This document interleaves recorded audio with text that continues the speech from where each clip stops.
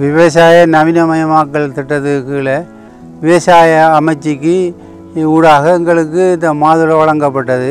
420 கண்டு தந்தவங்க. அந்த 420 கண்டும் இங்கே நடப்பட்டிருக்கு. இது நாட்டிருக்கிற முறை முக்கோண வடிவத்தில் நாட்டப்பட்டிருக்கு. ஒவ்வொரு மீட்டர் அகலமும் 2 மீட்டர் நீளத்திலையும் கண்டு நாட்டப்பட்டிருக்கு. அதுக்குள்ளே இருக்கிற இடவு 4 மீட்டர். நிலத்தை சும்மா போடாமல் ஊடுருவ பயிராக மிளகாய் தந்தவங்க வேலைக்கு இப்போ 8 மாதமாக நாங்கள் பராமரித்து வாரோம்.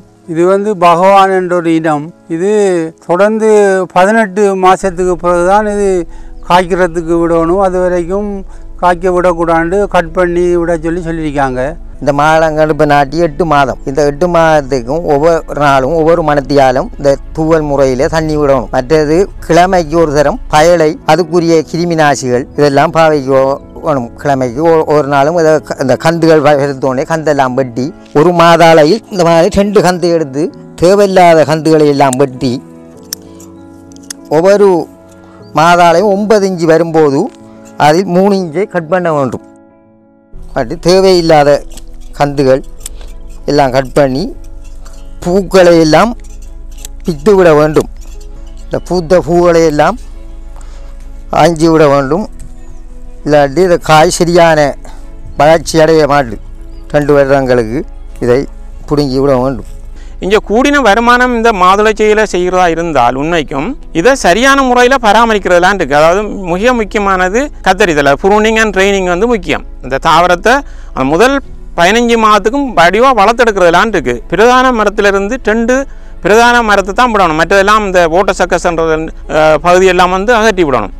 மாதம் அதை நாங்கள் கத்தரித்து கொண்டே இருக்கணும். அந்த ஒரு சேப்புக்கு கொண்டு வரணும். தாவரத்தை சேப்புக்கு கொண்டால்தான் அதுக்குரிய பலன்களை பெறலாம். மரம் பெருசாக தடிப்பாக 2 கொப்புகளை கொண்ட பிரதான பயிரை விட்டால்தான் பெரிய பழங்களை பெறலாம். பெரிய பழங்கள் கிட்டத்தட்ட 200 கிராமிலிருந்து 350 கிராம் வரையும் ஒரு பழம் இருக்கும். அப்போ சாதாரண இப்போ நீங்கள் சந்தையில் பார்த்தீங்கன்னா ஒரு பழம் பண்ணுறதுக்கு 700 ரூபாய்க்கிட்ட போகுது. இப்போ நாங்கள் ஒரு மரத்தில் சராசரி எடுத்தால் 20 கிலோ எடுப்போம்டா. சரியாக பராமரித்தா 20 கிலோ எடுத்தால் அதில் வருமானம் கிட்டத்தட்ட ஒரு வருஷத்தில் 20,000 ரூபா காசு வரும். அப்போ ஒரு மரத்துலேருந்து 20,000 ரூபா வருமானம் வருமாண்டா நாங்கள் வீட்டு தோட்ட லெவலில் ஒரு 5-6 மரத்தை வச்சாலும் கூடி 1 லட்சம் ரூபா வருமானம் தரக்கூடியது வடிவாக பராமரித்தா.